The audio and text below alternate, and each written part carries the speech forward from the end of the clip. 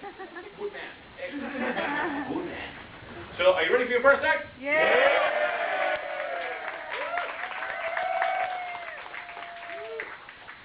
That was absolutely average.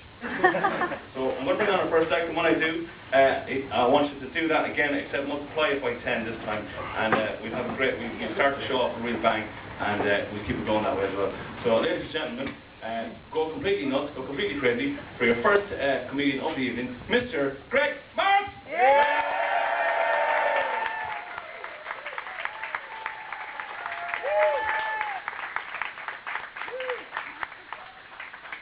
Put up your MC, Mr. John Connery, please.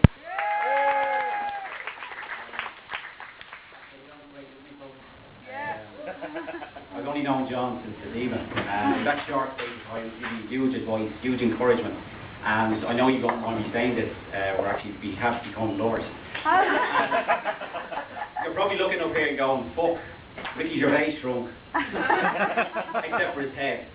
Unfortunately, it's like one day it's Ricky Gervais, comedy genius, the next day it's Jabba the Hutt, evil genius. Unfortunately, Pete the Hutt caused most of this. And I don't know about you, but obviously my head is quite big, you know. And my friends, they used to actually say, I thought they were really kind of supportive of me. They used to go, Jesus, Greg, you've got some neck. And I'd say, yeah, for doing stand-up and things like that. And they go, no, you've just got some neck.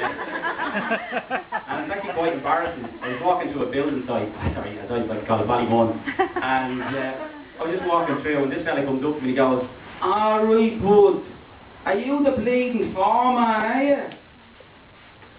Maybe he was from Poland, I don't know, you know the way you can't get them accents. But, and I said, foreman, me? No, why? Because you've got the bleeding neck of foreman. And that was the last thing he said. The last thing he said was, ah! As I poked him off the tower. But actually I did have to go a bit like Ricky Gervais, but I had to shave her off because I was getting just too much stick of what you call English,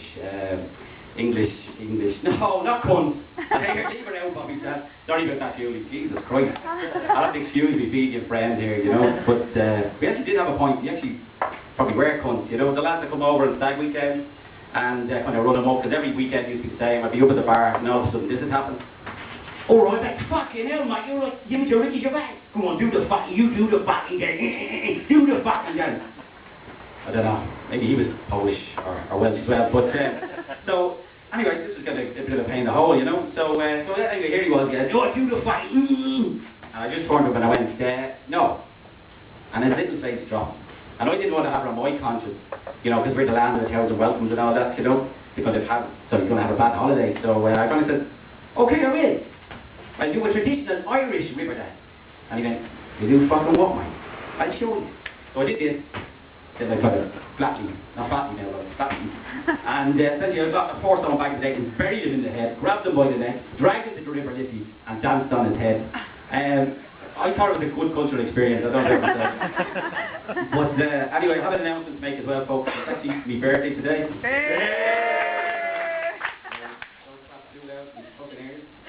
Not feeling too good at the minute. And looking around the audience, you're not really doing a good job helping me. Just that, excuse me, sir. What's your name? James, how are you? How are things? You look young, so you're probably are grand. What age are you, James? 19. Fuck. You're not really happy, James. I've actually got older pubic hair than you know. And they're the ones that are not even gone grey yet, you know. It's a bit scary, but actually, you know that saying, life begins at 40? Yeah. I just fucking hope so. Because I'm a bit mentally, physically, I'm fucking tattered, you know. And I thought, you know, when you get to this age, you know, even going to the toilet now, you know, it's getting a bit embarrassing, you know. And but actually, one of the other things is actually, sorry about this. Yeah, there you go. 4 past 4.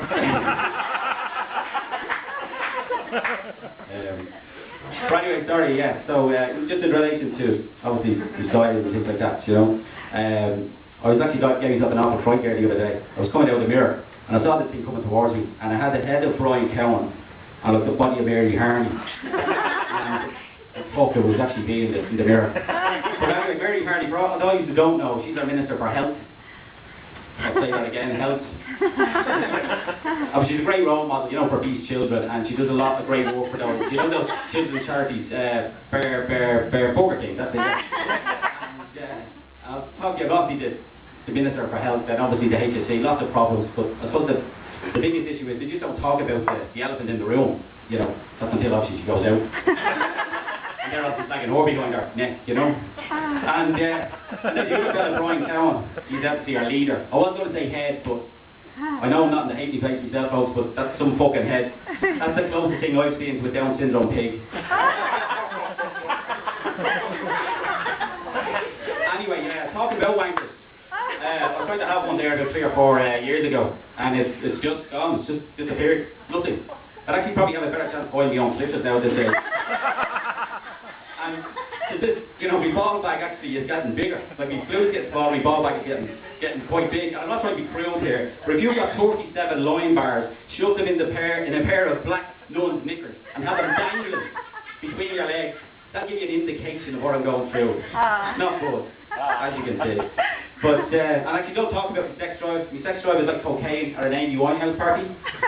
Fucking gone. And, yeah, quite sad. And actually my wife is actually slagging me now at this stage, you know. She kind of said to me the other day, she goes, Greg, and she's not gay or anything, right? She goes, Greg, I had a fucking dream last night that you wouldn't have sex with me anymore. And then when I woke up, I remember that was fucking 5.5 fucking years ago. So I said, alright, come on, let's get her on. So I said, let's be adventurous. So we said, let's get really drunk and we'll have a tree in a bed. So we woke up the next morning with branches shoved up our arses. Anyway, sorry, I'll just leave you with a joke. My 8-year-old son told me, and it's just a knock-knock joke, you know, so go, knock, knock. Who's there? Once it's your father, please open up the bunker. No, father, not by the hair of my 7 chins in. Well then, I will hop, and I will pop, and I will blow. Hey, Joseph, no more blowing. But it's like a modern day fairy tale, you know, in the sense that he locked her up for 24 years, which was terrible, a bit like Rapunzel. And he kept her in the one bed for that amount of time, a bit like Sleeping Beauty. And a bit like, you know, Snow White. He actually had 7 kids. I'm not making this up. You know, Sleepy, Dopey, Sexy, Hansel, Gretel, Grumpy. Now obviously Grumpy was the middle child, so he didn't get the same attention as the others. Every cloud, you know yourself. But anyway, the police were actually investigating the case, and they went up to the wife, because they couldn't understand how she didn't understand it. And he says, well, what happened every day? And she says, oh, every day was the best. Joseph would come down, he'd have his breakfast, he'd get the 3 Polish workers, 2 Kango hammers, a bag of tools, and then he would head to the bunker. And she said, what was happening when we go to the bunker? He'd always have this little tune in his head. I hope, it was for you, Joe. I think Greg Mark, you can be everybody.